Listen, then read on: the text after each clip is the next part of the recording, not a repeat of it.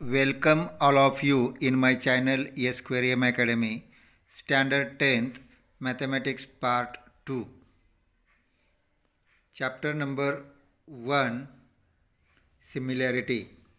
According to SSC Board Paper Pattern, question first A, choose correct alternative. Welcome all of you in my channel Square Academy, Standard 10th Mathematics Part 2, Chapter number 1, Similarity. In today's video, we are going to study the examples which can be asked in question first A in the form of choose the correct alternative and write alphabet of it. तर आजच्या या व्हिडिओमध्ये आपण similarity या लेसनवरील question first ए मध्ये choose the correct alternative या प्रकारच्या प्रश्नांचा आज आपल्याला सराव करायचा आहे. Let's we will start from the first question. In first question, in triangle ABC and triangle PQR 1-to-1 correspondence, if AB upon QR, BC upon PR and CA upon PQ, then which of the statement is true? Means we have to identify the true statement out of this four statement. तर ह्या चार ऑप्शनपैकी एक option काय आहे, true आहे, ते आपल्याला find out करायचं आहे. तर if we think about the first option, जर आपण पहिल्या त्रिकोणाचा जर विचार केला फर्स्ट ऑप्शनचा, triangle P Q R and similar triangle A B C, triangle P Q R and similar triangle A B C, if this statement is true, जर हे स्टेटमेंट जर ट्रू असेल किंवा सत्य असेल तर आपल्याला करस्पॉन्डिंग पेअर साईडच्या ज्या पेअर असतात त्याचं हे प्रपोर्शन आपल्याला मिळायला पाहिजे. म्हणून if triangle P Q R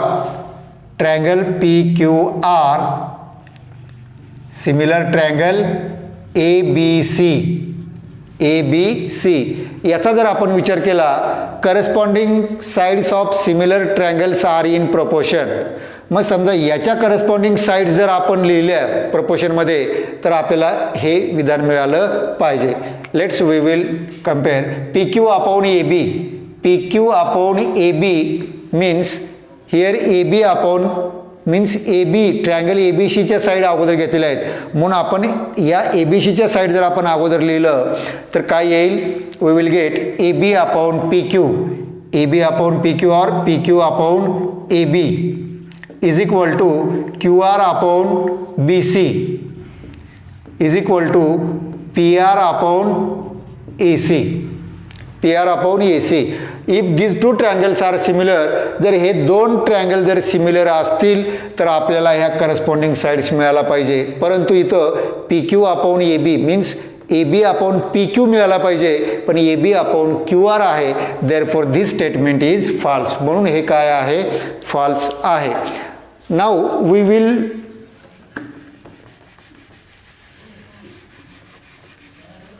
now option number 2, triangle P Q R and triangle C A B. आता या ठिकाणी ए बी सीच्या साईड अगोदर दिलेल्या आहेत म्हणून आपण ट्रायंगल सी ए बी अगोदर घेऊन पाहू. In triangle C A B and similar triangle P Q R,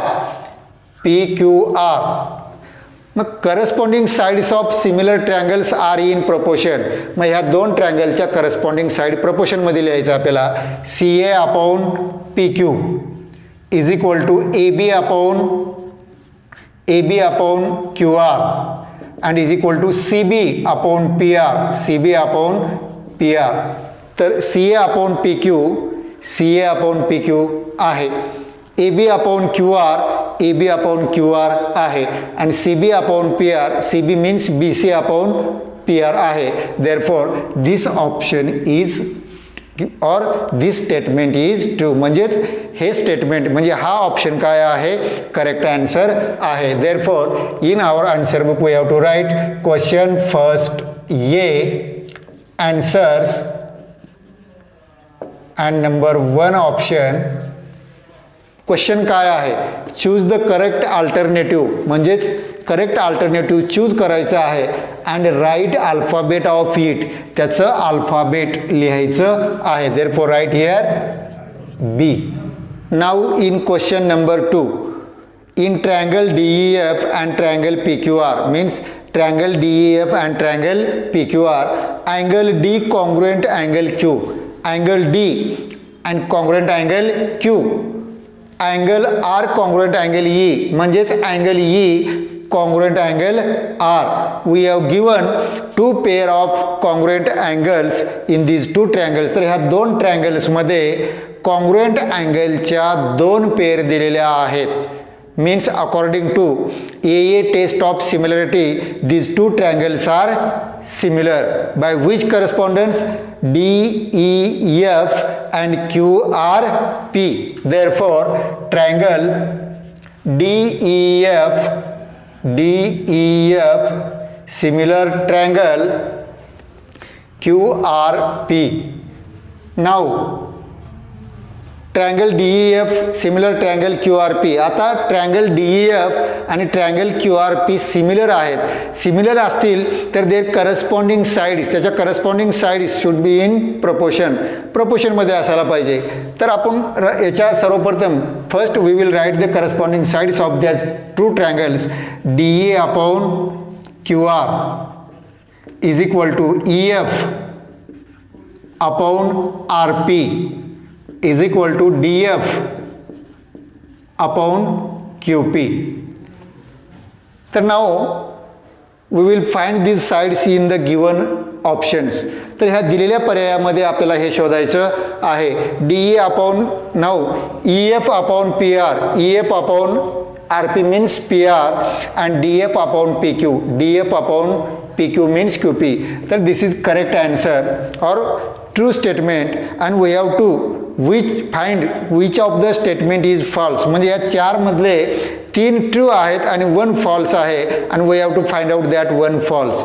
Now option B, DA upon PQ, DA upon QR means DA upon PQ दिलेला आहे आपल्याला, means this is a false statement. It can be. And EF upon RP, EF upon RP, this pair of corresponding sides is true but DA upon PQ is false. Therefore option number B is a false statement. So we have to write, म्हणून आपल्याला answer book मध्ये option sub question number 2 and once again I am telling you that choose the correct alternative and write alphabet of it. म्हणजे correct alternative आपण already find out केलं आहे आणि त्याचं alphabet आपल्याला लिहायचं आहे. Mean right here option number B. Question number 3, triangle ABC similar triangle DEF are equilateral triangles. Means हे दोन्ही ट्रायंगल इक्विलॅटरल आहेत. If area of triangle ABC is to area of triangle DEF is 1:2, means ratio of the areas of these two triangles is 1:2. And if AB is equal to 4, then what is the length of DE? Means these two triangles are equilateral triangles and the ratio of the areas of these two triangles is 1:2. म्हणजे दोन्ही triangle equilateral triangles आहेत आणि यांच्या एरियाचा ratio 1:2 एकास 2 दिलेला आहे. आणि if one side of triangle ABC, AB is 4, जर AB जर 4 असेल तर what is the length of DE? या DEची लेंथ आपल्याला फाइंड आउट करायचं आहे. तर we know these two triangles are equilateral triangles, therefore these two triangles are similar triangle also. These two triangles are similar because both triangles are equilateral. दोन्हीही triangle equilateral आहेत म्हणजेच ते similar सुद्धा असायला पाहिजे.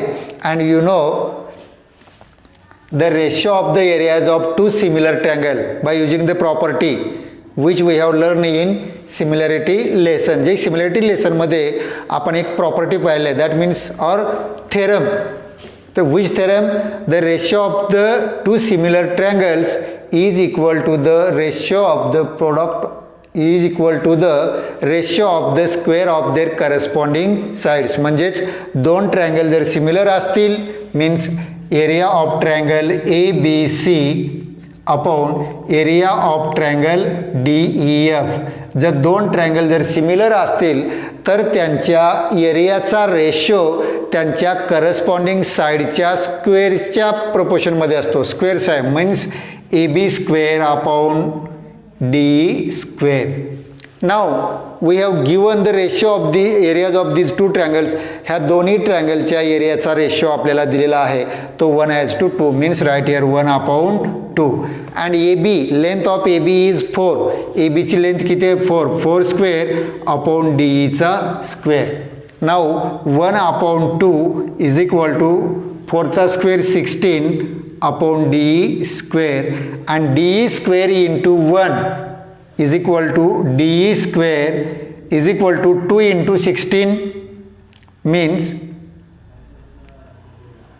16 into 2 and 16चा square root taking square root of both side दोन्ही साईडचं जर आपण स्क्वेअर रूट घेतलं तर here D E is equal to 16चा स्क्वेअर 4 आणि 2चा स्क्वेअर काढता येत नाही म्हणून right it under 2. D E is equal to 4√2 and D is equal to 4√2. D option is correct. D option is correct. So write in answer book. म्हणून आपल्याला उत्तरपत्रिकेमध्ये question first ये आन्सर्स असं लिहिल्यानंतर सब question number 3 and then you have to write correct alphabet of it means D. तर अशा पद्धतीनं या ठिकाणी डी हे ऑप्शन काय आहे करेक्ट आन्सर आहे. Now question number 4 in figure segment XY parallel segment BC. In figure XY parallel BC then which of the following statement is true? In triangle ABC XY parallel BC means according to basic proportionality theorem we will get AX upon XB is equal to AY upon YC. AX upon XB is equal to AY upon YC according to basic proportionality theorem. Basic proportionality theorem नुसार ह्या triangle ABC मध्ये if XY is parallel to BC then we will get this ratio. तर असा ratio आपल्याला मिळेल आणि हा ratio आपल्याला इथे फाइंड आउट करायचा आहे in given option. AB upon AC is equal to AX upon AY. AB upon AC is equal to AX upon AY means this statement is false. म्हणजे हे ऑप्शन false आहे. Second AX upon XB AX upon XB is equal to AY upon AC. AY upon AC दिलेलं आहे आपल्याला already काय पाहिजे होतं AY upon YC. therefore this statement is also false. म्हणून हे स्टेटमेंट सुद्धा चुकीचं आहे. आणि number C AX upon YC AX upon YC is equal to AY upon XB means AX upon YC.